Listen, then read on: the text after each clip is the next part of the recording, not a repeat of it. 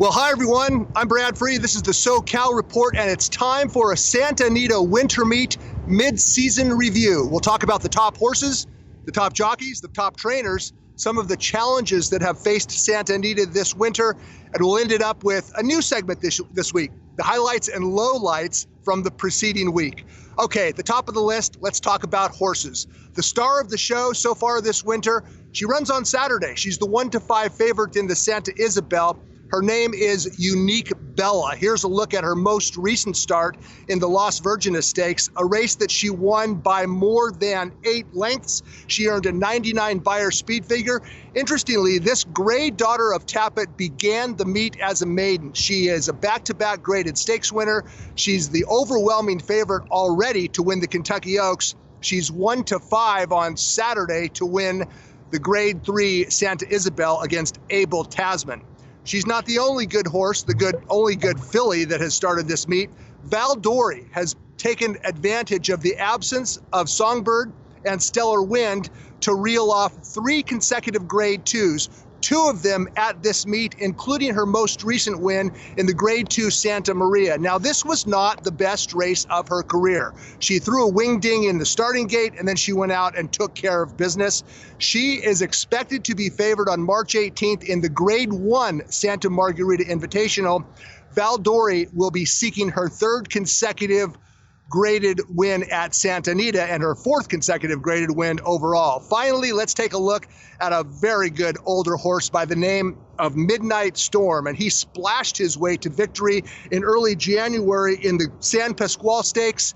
He was freshened since then. He is expected to be the favorite 1 week from Saturday in the Santa Anita Handicap. So Unique Bella, Baldor E, and Midnight Storm, the stars of the show so far. You'll notice I did not mention the best horse in training in California because Arrogate trains here, but he doesn't run here. He's headed to Dubai, where he'll be favored in the $10 million Dubai World Cup, March 25th. Let's talk about the people. Let's talk about jockeys, for starters.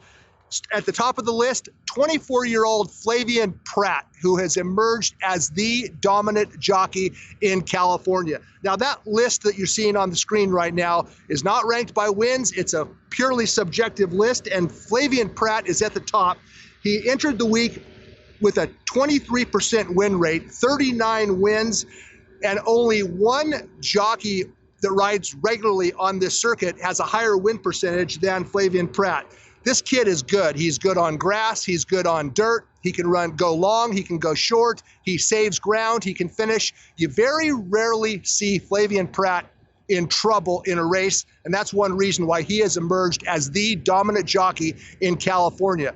Number 2, well, his nickname is Money Mike for a reason. Mike Smith, veteran Mike Smith, who is absolutely loaded with stakes horses, and he's another guy that never makes mistakes. I shouldn't say never. Very rarely does Mike Smith make any mistakes. This meet, he is 7 for 17 in graded stakes. He's the regular rider for, among others, Unique Bella, Mastery, American Anthem, Baldor E, Songbird, Bolo, and Arrogate.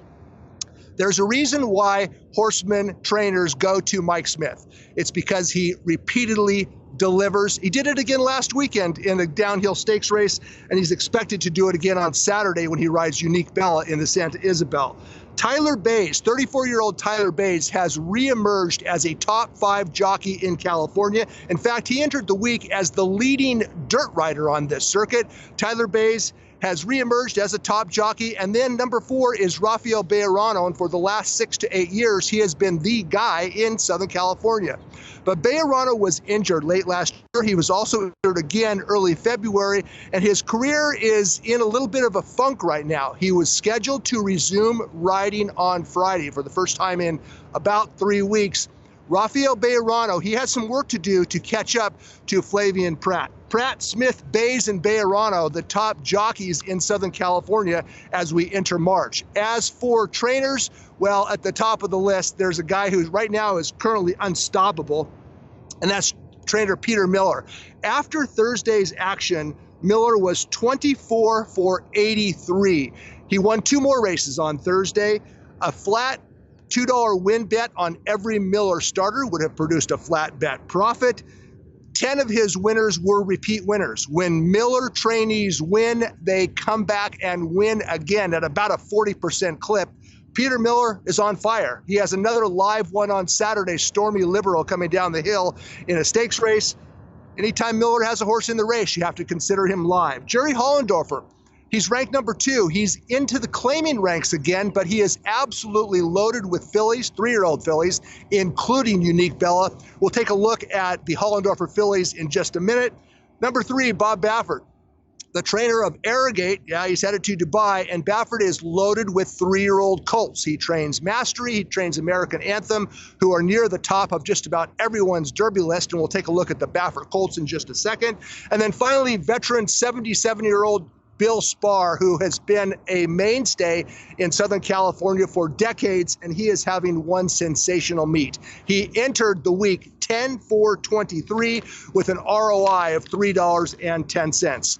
Let's go ahead and take a look at the Hollendorfer 3-year-old fillies. And man, this is one solid bunch. At the top of the list is Unique Bella. You see that Spooky Woods down on the bottom. She's going to try to become graded stakes placed on Saturday, chasing her stablemate Unique Bella. Surcat Sally, she's expected to run March 11th in the China Doll on grass. It Tis Well is a possible for the Honeybee Stakes on March 11th at March 18th, I believe, at Oakland Park. It's the Honeybee. It's either the 11th or the 18th. Tapped is to be determined. We're not sure where she'll go next. And Dark Wings over Dubai, based in Northern California. She's 2 for 2 over synthetic. She is being considered for the Grade 3 Bourbonnette Oaks on March 25th at Turfway Park. Hollendorfer loaded with fillies. Baffert, meanwhile, is loaded with colts. Mastery, he makes his comeback, his first start of the season next weekend in the San Felipe Stakes against Gormley. American Anthem, he'll run a week later in the Rebel at Oakland Park. Baffert seems to never lose at Oakland Park. American Anthem going out on the road. He ran super last time out. West Coast is only a 1-start maiden, but he ran super, finishing second behind Bronze Age. The rest of them reached the world. You know I like him if you've been watching these videos. Dabster, Aquamarine, Coils Gold is entered in a Calbred one other than on Sunday. Outside post, back to 1 turn. He should be tough to beat. The Baffert colts at the top of the list, Mastery and American Anthem. Let's talk briefly about the challenges that have faced Santa Anita so far in this wet winter. We have had 3 cancellations due to weather, and off tracks have just seemed to be the regularity out here. We have had wet tracks on 13 of the 35 days of racing, wet turf 12 days, 24 grass races scheduled to be on grass have been moved to the main track. The average field size is down 7.1 on dirt, largely because of those off-turf races moved to dirt and many scratches. On grass, pretty good field size, 8.9, and the overall field size, 7.5. So it's been a very wet winter out here in California. We're not complaining about it because we need the rain. It's been an extended drought out here, but it's been something that track superintendent Dennis Moore and racing secretary Rick Hammerly have had to deal with for the last, well, close to 2.5 months, and it has affected the product. It's not been the greatest Santa Anita winter meet in terms of the overnight product, and you can blame it on the rain if you want. I think that's it's a realistic alibi.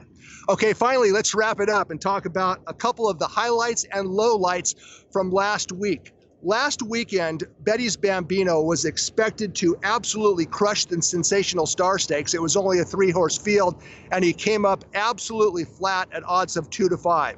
It turns out that he had an injury. This 7 for 12 7-year-old gelding, who's been a fan favorite out here for some time, is likely to be retired. But before he goes, let's take a look at his win on opening day in the Grade 3 San Simeon Stakes. And this is Betty's Bambino coming off a 22-month layoff and absolutely crushing the field. The 2-3 finishers from this race return to win stakes races. This is what Betty's Bambino does when he was on his game, and he was on his game more often than not. He will retire having won 7 races from 12 starts for trainer Pete Yurden, and we're going to miss Betty's Bambino, a real good Calbred. As for the highlight last week, well, it has to be the second start filly by the name of Dominating Woman, trained by meat leader Peter Miller. And Dominating Woman absolutely crushed maiden special weight fillies last weekend. She won off the screen. She earned an 88 Beyer speed figure. Miller said that from the moment this filly entered training, she was, as he put it, the goods, and she certainly ran like it. Put Dominating Woman on your horses to watch list. She'll be a fun 3-year-old filly to watch develop. Okay, Saturday, it's Unique Bella in the Santa Isabel. A week from Saturday, it's Big Cap Day. Midnight Storm in the Big Cap, Bolo in the Kilroe Mile, Masochistic in the Grade 1 Triple Bend. Good 3-year-olds, including Mastery and Gormley in the San Felipe, the China Doll Stakes. A lot to look forward to as the weather seems to have improved of late. I'm Brad Free. This has been the Santa Anita Winter Mid-Season Review. Talk to you next time.